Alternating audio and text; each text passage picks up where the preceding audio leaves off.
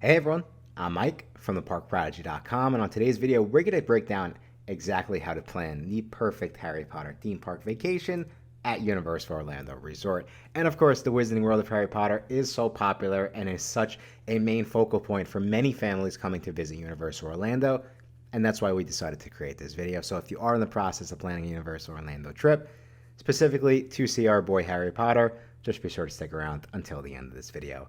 As always, I'm very excited, so let's go get started.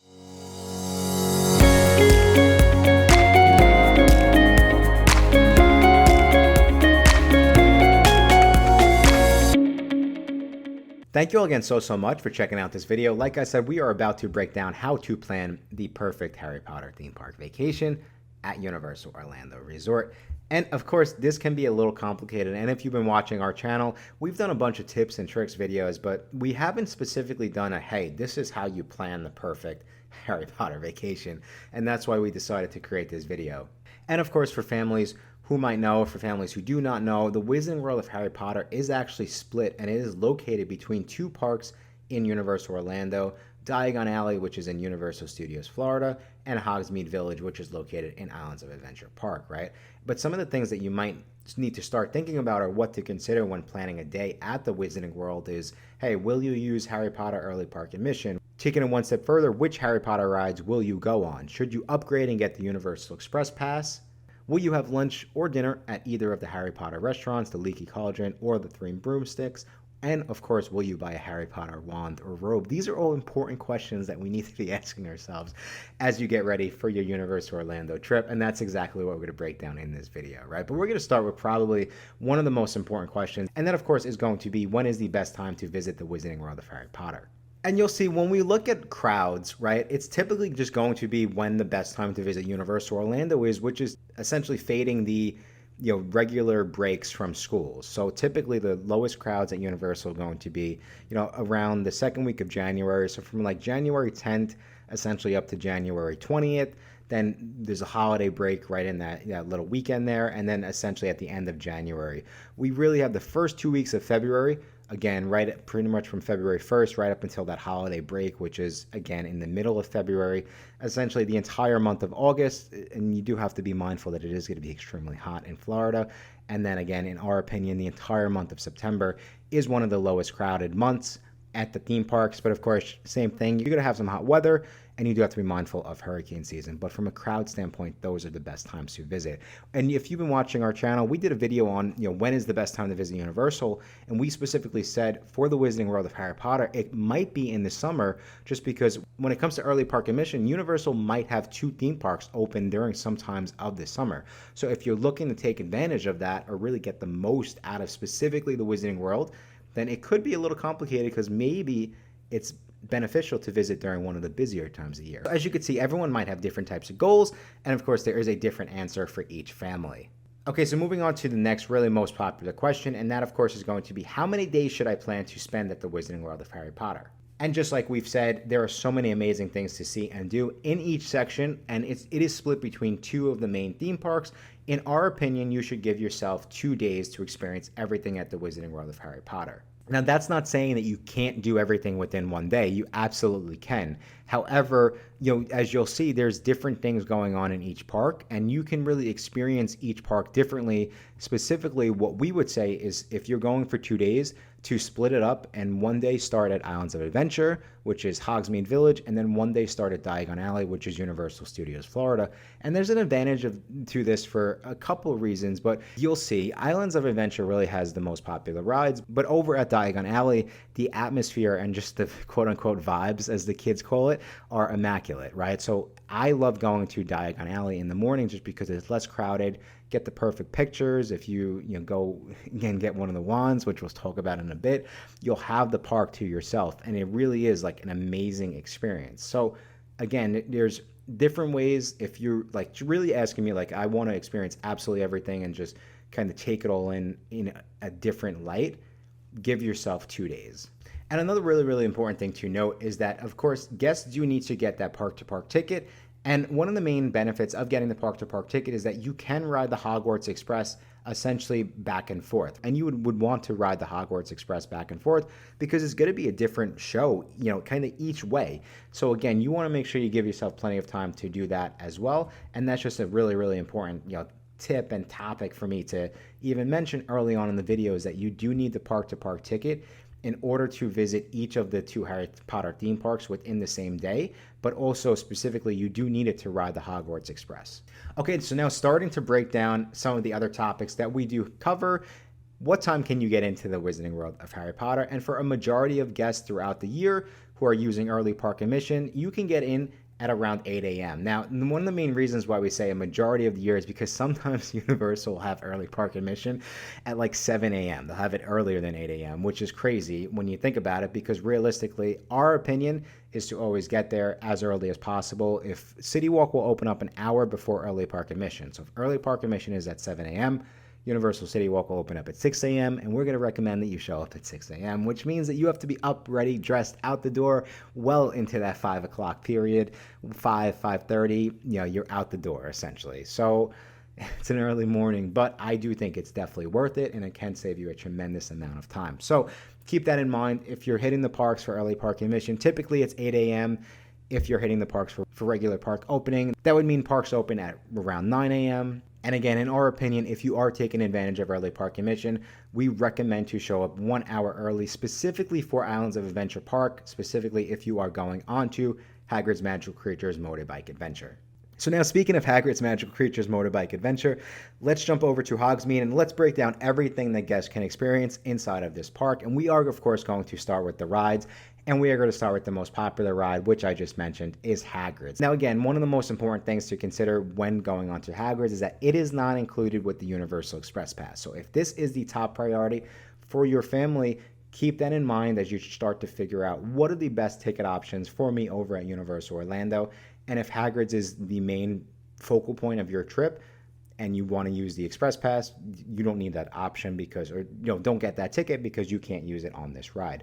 Now, some of the other really, really popular rides within the Wizarding World of Harry Potter are, of course, going to be Harry Potter and the Forbidden Journey, Harry Potter and the Flight of the Hippogriff, and then the Hogwarts Express, which you do need a park-to-park ticket for. Looking at the shops in Hogsmeade Village, we do, of course, have Ollivander's Wand Shop, we have Honeydukes, we have Dervish and Bangs, which is souvenirs and different merchandise. We have Filch's Emporium of confiscated goods, and then we have the Owl Post, which you can mail your family and friends an official Wizarding World of Harry Potter postcard. When we start to break down the restaurants in Hogsmeade, we do have the Three Broomsticks, we have Hogshead, we have the Butterbeer stand, and then we, of course, have another stand with fresh fruit and snacks. Now, when you break down everything that we just spoke about, again, as you could see, this park is really, really geared and themed around the rides. It is by far the most popular Harry Potter park, specifically just because it has the most rides, right? So take that into account. And again, in our opinion, this is the best park to use early park admission at. But specifically, this really is going to be the most popular, Wizarding World section. Now, when we jump over to Diagon Alley, which is the other section, and it is located in Universal Studios Florida, we really only have one main ride. And I always say 1.5 because we do, of course, have the Hogwarts Express located in Diagon Alley as well. But the main ride here is going to be Harry Potter and the Escape from Gringotts. Now, when we look in the shops, again, because there's only one ride over here, like I said, the atmosphere in Diagon Alley, especially early in the morning, is going to be completely different. It's very, very quiet at Diagon Alley in the morning, especially for early park admission. You'll essentially have the little section where the dragon's hanging out to yourself. It's really, really amazing, especially if you show up really, really early. And one of the things that we love to do is we love to just take advantage of that and look past the rides and go and enjoy a lot of the shops, right? From a shop standpoint, we do have the Weasley's Wizard Wheezes. Now, this shop is a must-see for any aspiring wizard or magician. Be careful as you enter, as you will see Professor Umbridge swinging from the ceiling. The store is full of fun, novelty gifts from magic, jokes, and of course, pranks. Now, moving over to Ollivander's Wand Shop. Yes, there is 2 Ollivanders in Universal. In the books and movies, of course, there's not. But, of course, you know what they say about wands, don't leave home without them. And specifically, it's just because Ollivander's is so popular, and the wands specifically are just an extremely popular attraction, specifically at Universal. And, of course, just in case you were only visiting one park, Universal did not want you to miss on the opportunity to have your very own wand. And, of course, keep an eye out for the wand choosing ceremony. Some of the other stores within Diagon Alley, of course, are going to be Madame Malkin's Robes for All Occasions, Quality Quidditch Supplies, Sugar Plum's Sweet Shop, Shutter Buttons, Gringotts Money Exchange, and last, Bergen and Burke's. So from a restaurant standpoint, the restaurants in Diagon Alley are going to be the Leaky Cauldron, the Ice Cream Parlor, and the Fountain of Fair Fortune. And like we said, this is the perfect location to really take advantage of low crowds, specifically also those Universal Orlando wands, right? And one of the other places that we really, really love within Diagon Alley is going to be Nocturne Alley. Now, Nocturne Alley is kind of a hidden location. And again, one of the coolest things about it is that you can use your interactive wand in here. And speaking of interactive wands, of course, robes and wands are another really, really important part of planning that perfect Universal Orlando day. Now, for guests who do upgrade and get an interactive wand, they can run around the parks, essentially wave their wand, recite the correct spells, and watch as magic happens right before their eyes. Be on the lookout for those brass medallions that are embedded on the ground, and that will essentially indicate where you can use your interactive wand. But guests will also get a wand map spell of locations as they purchase their interactive wand, which will tell you all of the locations throughout Diagon Alley and Hogsmeade. And again, if you've been watching our channel, one of the things that I've always said about Universal is there's not that much for the little ones to do in the parks, right? But this can be a great way to keep everyone busy and for them to really have fun and to, go and interact and to be part of the Universal Orlando magic. And again, some of the hidden tips and tricks is going to be don't overlook Nocturne Alley, specifically when you have an interactive wand, because there will be secret interactive wand locations within Nocturne Alley. And so jumping in, one of the other really, really important things that I'm not sure many guests might know about is that Universal Orlando actually also has a Harry Potter exclusive vacation package. Now, this vacation package is specifically themed after the Wizarding World of Harry Potter and does include 5-night accommodation. It includes park-to-park tickets, of course, because you need that park-to-park ticket in order to ride the Hogwarts Express. But specifically, it comes with a special themed keepsake box, and items inside that box will include a welcome letter, a travel planning guide, luggage tags, which is 1 per person, Hogwarts Railway lanyards, which is 1 per person, breakfast over at the Leaky Cauldron, breakfast at the 3 Broomsticks, and then 1 Shutter Buttons photography session within the Wizarding World of Harry Potter, which includes a commemorative DVD photo album and 1 exclusively designed photo print. Now, really one of the tips and tricks that I would give to any family who's visiting the Wizarding World of Harry Potter is that if you're going to hit up any of the restaurants and you're trying to avoid crowds, go for breakfast. It's typically, we always go to the Wizarding World of Harry Potter in the morning, and we always see the restaurants not as crowded as later in the day, and this is specifically true if you're going for early park admission. And we are going to jump in. We're going to talk about just some of the best tips and tricks for planning that perfect day. We would say always use early park admission when you can. And taking that one step further, if you are using early park admissions, again, our opinion is to always use it at Islands of Adventure over Universal Studios if you only have 1 day to do that. Continuing down the list, speaking of early park admission, like we said, if you are going to use it, always start at Hagrid's Magical Creatures Motorbike Adventure. And a lot of people go back and forth and they say, Mike, no, you're wrong. I went, I used it, and I still waited an hour and a half online. Again, if you listen to our tips, and our real advice is to show up as early as possible. And if early park admission starts at 8 o'clock, that means showing up at 7 o'clock. And I've said this in many videos. Yes, you are going to wait to get into the park, right? But the park's not open, so that you can't go on any rides during that point in time. But you will be some of the first people inside of that park. And what will happen is you will go onto Hagrid's very, very quickly. And then you can pretty much go about your day. So in my opinion, it's better to wait when the parks are not open as opposed to when the parks are open. What I mean is a lot of families, when they tell me that, Mike, we showed up for early park admission and we waited an hour and a half, and I'll ask, what time did you show up? Oh, we showed up at 8 o'clock. Yes, early park admission starts at 8 o'clock, but if you show up at 8 o'clock, there's already going to be a line of people waiting to get in. And just like it sounds, is you're pretty much then at the back of the line. So it's the same concept. And that's what we always recommend, to show up as early as possible, and you'll get Hagrid's out of the way within no time.